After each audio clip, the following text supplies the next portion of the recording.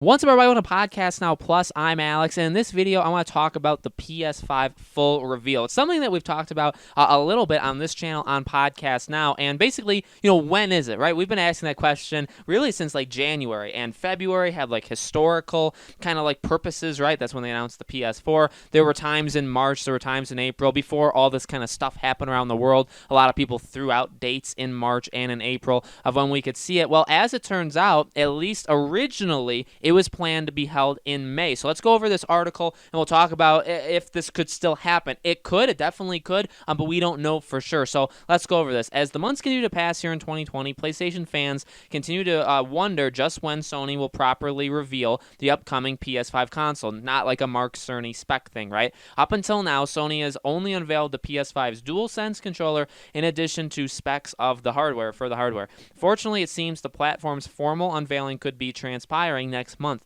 In a news report from VGC, the publication states that one source has said that Sony was at one point planning to hold a rather extensive PS5 reveal event of sorts in May. However, due to changes in scheduling that have come about in the wake of, blank, it's uncertain if this is still the plan. And then they go on to say that the Last of Us obviously was pushed here. So here's the deal. I think that's a good idea. I think that really the sooner they could do it, the better. I know that April 30th was a date that a lot of people threw out because that, I believe, is the end of fiscal quarter, and they were talking about how, or Sony was talking about how they would even maybe come out and talk about. I think that's mentioned somewhere else. I think that maybe it's delayed till May, or it even still is at the end of April, that Sony's going to talk about their earnings for last year. They're going to talk about their strategies, and people had kind of placed that as, well, maybe they announced the PS5 there. At this point, though, you really got to get going. We've talked about it a lot, and I'm a big PlayStation guy. I mean, originally this channel was called PS Edition, right? I'm a big PlayStation guy. I only want the best for them,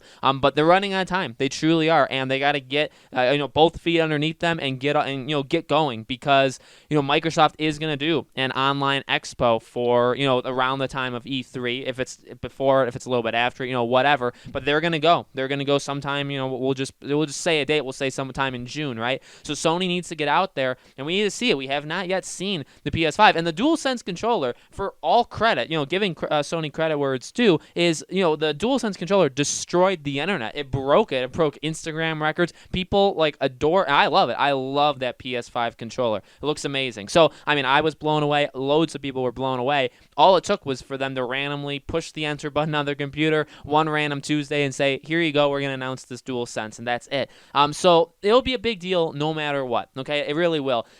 I really think it needs to be sometime in May, though, because they need to, and I guess it depends on this. They need to decide fully if they are willing to go before or after Microsoft, and that's been the thing really since day one. I feel like that's what's always kind of held them back, is if you go in May, you have to show the console, right? You would absolutely show the console. You'd probably show games that are ready to go in the fall for it. You'd also probably show games that are ready afterwards, like maybe you say Spider-Man 2 or God of War 2, or Horizon 2. A lot of 2s, right? Those games are all in the making. Maybe you show one. Maybe you show a trailer for one. You do that. Maybe you get some third-party developers in there, right? I mean, pretty much that's an E3. That's like an E3 conference. Now, again, E3's gone. So the question is, would Sony do a full reveal in May and then do a June state of play? Or is May all in, they're just going to go all in? And the reason I'm saying this is, if they go all in May, that means they have to show the release date and the price. They have to say it. And again, so that is their decision to go before Microsoft. So they could say the release date, they could say their price. Microsoft could come out a month later at their online thing, and they could say release date a week earlier, and they could have $50 less of a price, right? And that would be a big deal. So they need to decide what they're going to do. And at the same, on the flip side, which again, I mean, they're in a tough spot. I'm not saying, it's all their fault or they're making, every mistake in the book. It's a really tough decision, because then if you wait till after Microsoft, are you going to announce the PS5 late June when it comes out in November? That's not a lot of time. Again, the PS4, you announced in February, and then I think the pre-orders were available in June at the first day, their conference at E3, and then obviously it came out in November. But you knew about it in February, fully, we saw it, we saw tech demos, all that kind of stuff. So this one would be severely delayed. Do you want to give Microsoft that amount of, I guess, like just eyes on them, right? Spotlight. Maybe because they've done it so far. And then again, Sony announces just the controller, just simply the controller, and the internet lost its mind. So they have tough decisions, but they're still in a good place. And there's definitely been some, rumors of issues with the PS5. None of them are confirmed yet, but Sony could still be looking at a very solid, thing there. It could also be in trouble. That's totally possible, but we just have to wait and see. But again, it's definitely a push-pull. You got to decide.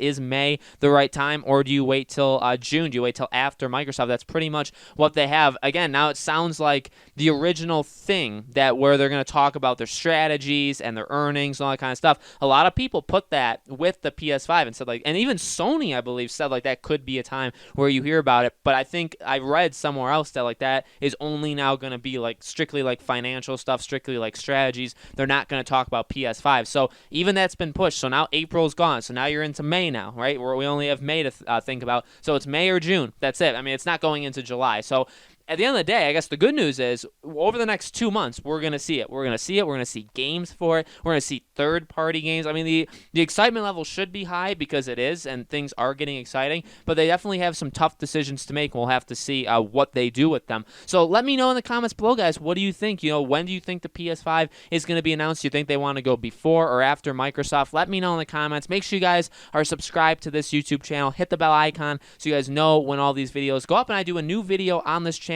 every single day, and so I hope to see you guys on tomorrow's video.